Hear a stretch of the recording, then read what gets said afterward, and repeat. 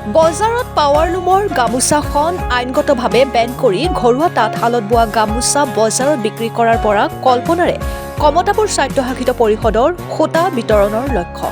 চাপৰৰ নিদানিত বাৰুণীতাৰা বতৰদল গাঁও পঞ্চায়তৰ অন্তৰ্গত অঞ্চলত কমতাপুৰ স্বায়ত্তশাসিত পৰিষদৰ পৰা বিনামূলীয়া সূতা বিতৰণ কাৰ্যসূচী ৰূপায়ণ কৰে। কমতাপুৰ স্বায়ত্তশাসিত পৰিষদৰ মুখ্য কাৰ্যবাহী সদস্য জীৱেশ ৰায়ৰ আবণ্টিত পৰিষদীয় পুঁজিৰে আত্মসহায়ক গোটসমূহক সূতা বিতৰণ কৰে। আগন্তুক বিহুৱা উপলক্ষে পাতানি আৰু আংচা বনোৱাৰ উদ্দেশ্যেৰে প্ৰায় ৭৫টা আত্মসহায়ক গোটক এই বিনামূলীয়া সূতা বিতৰণ কৰে। মুখ্য কাৰ্যবাহী সদস্যগৰাকীয়ে কয় যে আমি ইয়াত কোনো ধৰণৰ ভোটৰ ৰাজনীতি কৰা নাই। আমি কেৱল কোচ ৰাজবংশী আই মাতৃসকলক হস্ততাঁতৰ বাবেহে আমি আগবাঢ়ি আহিছোঁ। উক্ত কাৰ্যসূচীত উপস্থিত থাকে কমতাপুৰ স্বায়ত্তশাসিত পৰিষদৰ কাৰ্যবাহী পাৰিষদ সুধীৰ চন্দ্ৰ ৰায়, বিশিষ্ট সমাজসেৱক দিলীপ অধিকাৰী, দেৱানন্দ অধিকাৰী আৰু বহু জ্যেষ্ঠ ব্যক্তি। Bureau report, Arunodoi Assam.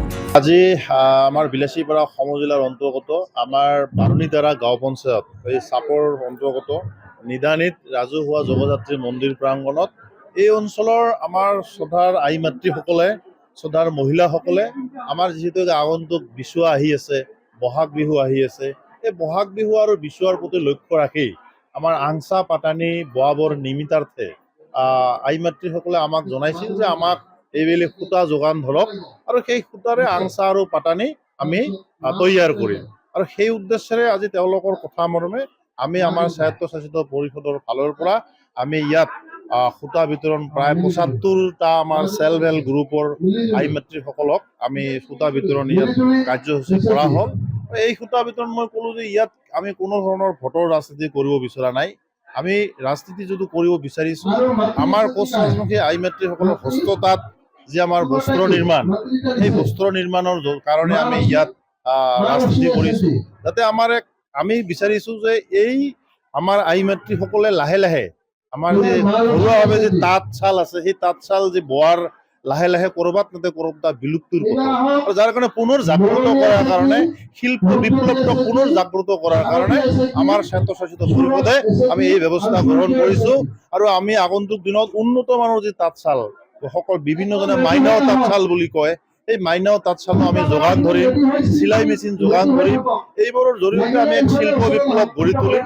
আৰু তাৰ পিছতে আমি আমাৰ এই গোটেই অঞ্চলত আমি যিকোনো পাৱাৰলুমৰ যিসমূহ গামোচা আছে, এই পাৱাৰলুমৰ গামোচাসমূহ আমি আইনগতভাৱে এইখন সম্পূৰ্ণ বেন কৰি আমাৰ আই মাতৃসকলে বোৱা এই গামোচা পাতানিসমূহ আমি বজাৰত আমাৰ কমতাপুৰ স্বায়ত্তশাসিত পৰিষদ অঞ্চলত আগন্তুক দিনত আমি সেইসমূহ প্ৰচলন কৰিম। নমস্কাৰ, আপোনালোকৰ চেনেলৰ জৰিয়তে আমি সমগ্ৰ অসমবাসী তথা বিশেষকৈ আমাৰ কমতাপুৰ অট'নমাছ কাউন্সিলৰ শ্ৰদ্ধা ৰাইজসকললৈ আমি বিচুৱাৰ অনেক অনেক শুভেচ্ছা জ্ঞাপন কৰিলোঁ।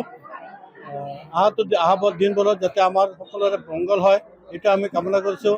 আজি আমি নিদানি বাৰুণীতাৰা গাঁৱত উপস্থিত হৈছোঁ সূতা বিতৰণ কৰাৰ কাৰণে।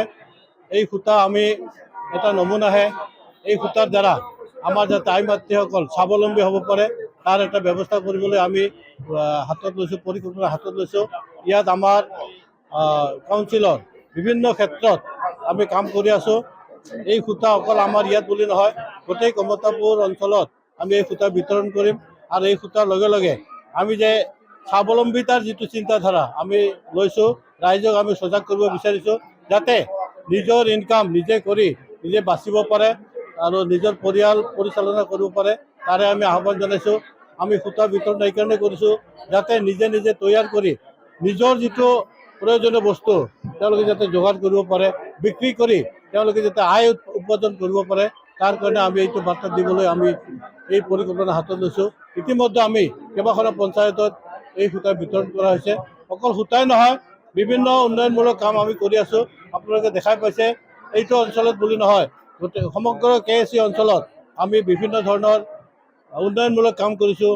ক্লাবৰ পৰা আৰম্ভ কৰি, মন্দিৰৰ পৰা আৰম্ভ কৰি, ৰাস্তা ঘাটৰ পৰা আৰম্ভ কৰি যথেষ্ট পৰিমাণে আমি কাম হাতত লৈছোঁ আৰু পৰিকল্পনা আছে, আমি কাম কৰিম। মাত্ৰ আমাৰ ৰাইজৰ সহায় সহযোগ লাগিব, এইটো কামনাৰে আজি আমি ইয়াত উপস্থিত হৈছোঁ।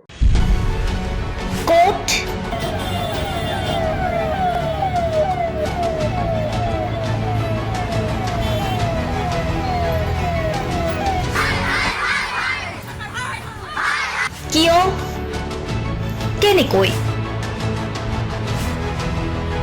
ধৰিছোঁ ইতিমধ্যে আমি বাকী চাই আছোঁ আমি পিছত জনাম দুৰ্নীতি ৱাইফজনীয়ে কৈছে বোলে এওঁ মোৰ হাজবেণ্ড আপুনি কোন হে ক'বলৈ এওঁ অবৈধ বুলি অনিয়ম ভ্ৰষ্টাচাৰ একনায়কতাবাদ এতিয়াৰ পৰা আৰু নহ'ব আমি দিম সত্য বাতৰি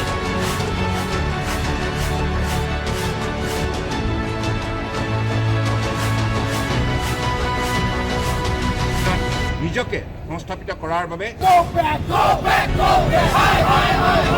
শুদ্ধ ৰূপত নিৰ্ভীক নিৰপেক্ষতাৰে আমি সাজু অসমৰ উন্নয়নমূলক যাত্ৰাই আজি এক নতুন দিগন্ত ভৰি দিছে অসমৰ ৰাইজৰ পৰা আমি সদায় আশীৰ্বাদ বিচাৰোঁ আমি এনেকৈ যাতে আমাৰ জননী জন্মভূমিক সেৱা কৰি যাব বিচাৰোঁ অৰুণোদয় অসম নিৰ্ভীক নিৰপেক্ষ